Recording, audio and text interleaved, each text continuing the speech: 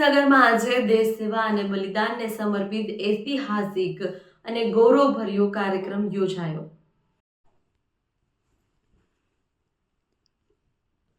ગુજરાત રાજ્ય પૂર્વ સૈનિક સેવા સંગઠન સાથે સંકળાયેલા વિસનગર પૂર્વ સૈનિક સેવા સંગઠન દ્વારા Narsinh Patel dental college hall ખાતે જિલ્લામાં પ્રથમ વખત વીર નારીઓ અને નિવૃત્ત સૈનિકોનું ભવ્ય સન્માન સમારંભ અને સ્નેહ મિલન કાર્યક્રમ યોજાયો।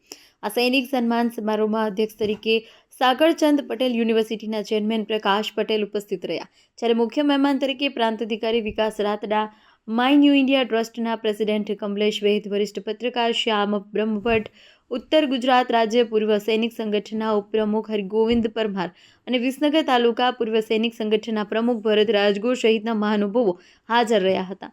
કાર્યક્રમમાં મોટી સંખ્યામાં નિવૃત્ત સૈનિકો પોતાના પરિવાર સાથે હાજર રહ્યા હતા, જેનાથી સમગ્ર માહોલ ગૌરવ અને ભાવનાથી છલકાયો।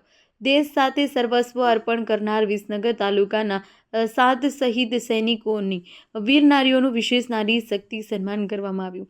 આ સન્માન દ્વારા સંદેશ અપાયો કે સૈનિક સંગઠન હંમેશા શહીદોના પરિવાર સાથે અડગ રીતે ઊભું છે।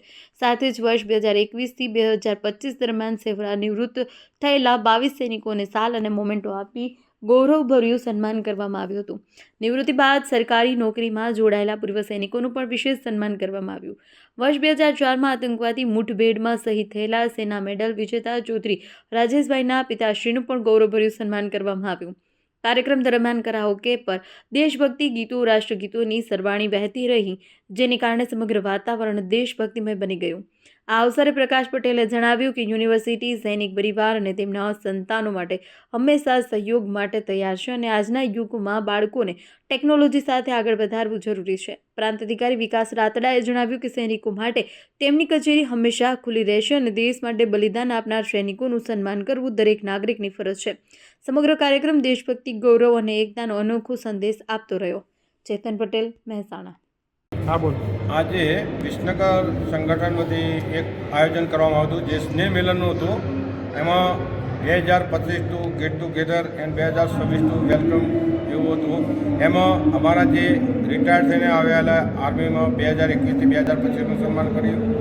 એના પછી જે ફરીથી રિટાયર થયા પછી ન્યૂ એમ્પ્લોય લાગ્યા DSN એમનું સન્માન કર્યું અને એનાથી પણ વધુ અમને ગૌરવશાળી ક્ષણ એક અમને ઉપલબ્ધ થઈ અને એ ક્ષણ હતી કે અમારી વીર નારીઓ છે એમનું અમને સૌભાગ્ય મળ્યું। તે બદલ હું સંગઠન વતી સર્વેનો આભાર વ્યક્ત કરું છું। હા, શું કહે છો કે આજના કાર્યક્રમ ફરીથી આનું આજે વિસનગર માજી સૈનિક સંગઠન તરફથી જે દેશની સરહદ ઉપર સેવા કરતા કરતા જે સૈનિકો શહીદ થઈ ગયા હતા અને જે વય નિવૃત્તિ બાદ પણ જે દેહાંત પામ્યા હતા એવી બહેનોનું આજે વીરનારી બહેનોનું આજે સન્માન કરવામાં આવ્યું તથા જે સૈનિકો નિવૃત્ત થયા પછી રિસેટલ માટે જે નોકરી લાગ્યા છે એમનું પણ સન્માન કરવામાં આવ્યું અને 2021થી 2025 સુધીમાં જે સૈનિકો નિવૃત્ત થયા તેમનું પણ આજે સન્માન કરવામાં આવ્યું। આજે વિસનગર તાલુકા પૂર્વ સૈનિક સંગઠનનું એક વાર્ષિક મહોત્સવ અથવા તો વાર્ષિક સંમેલન એ આજે સાગરચંદ પટેલ યુનિવર્સિટીમાં યોજવામાં આવ્યું છે। આજે સૈનિકો અને પૂર્વ સૈનિકોના પરિવારની સાથે મળવાનું થયું છે।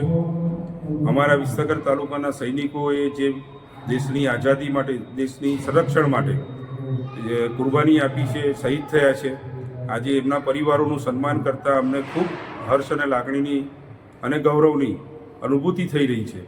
આજે એમના પરિવારના ચહેરાઓ જોઈ અને અમને પણ એમને આપેલી જે શહીદી છે એ સહૃદય યાદ આવી રહી છે।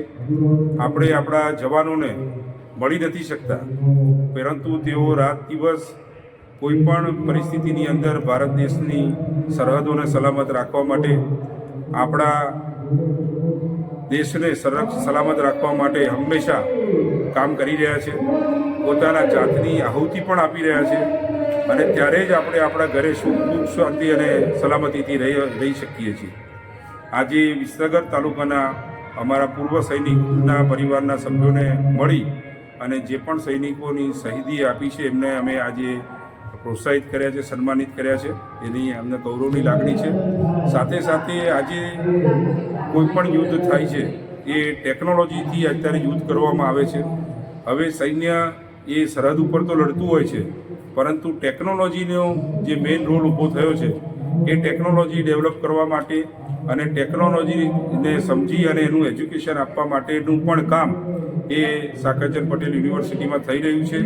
અત્યારે આર્ટિફિશિયલ ઇન્ટેલિજન્સ હોય, સાયબર સિક્યોરિટી હોય, ડેટા એનાલિસિસ હોય, આ એવા સંશોધનો છે કે જેના કારણે કોઈ પણ દેશ એ ગમે એટલી તાકાત હોય પણ ટેકનોલોજી ના હોય તો એ યુદ્ધ જીતી શકે તેવી પરિસ્થિતિમાં નથી.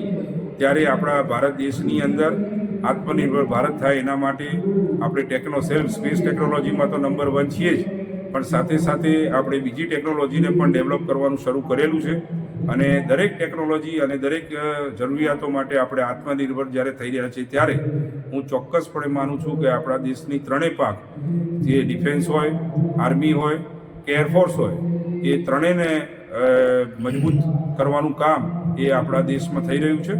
અને આપણા જવાનો ભવિષ્યની અંદર પોતાની જાનની આહુતિ ન આપવી પડે એના માટે ટેકનોલોજીથી પણ સજ્જ થયા છે. આજે એરક્રાફ્ટ અને ટેન્ક પણ આપણા ભારત દેશમાં બની રહી છે અને ખાસ કરીને ગુજરાતમાં બની રહી હોય ત્યારે આત્મનિર્ભર ભારતની સાથે ટેકનોલોજીવાળું ભારત બને અને એના માટે અમારી યુનિવર્સિટી કામ કરે છે.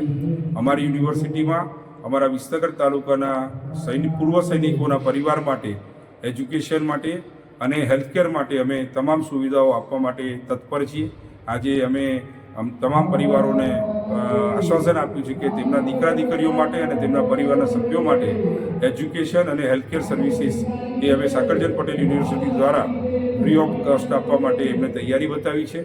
અને આ રીતે જો પણ આપણે આપણા શહીદ સૈનિકોના પરિવારોને મદદ કરીશું ત્યારે જ આપણે એમને સાચી શ્રદ્ધાંજલિ આપી ગણાશે.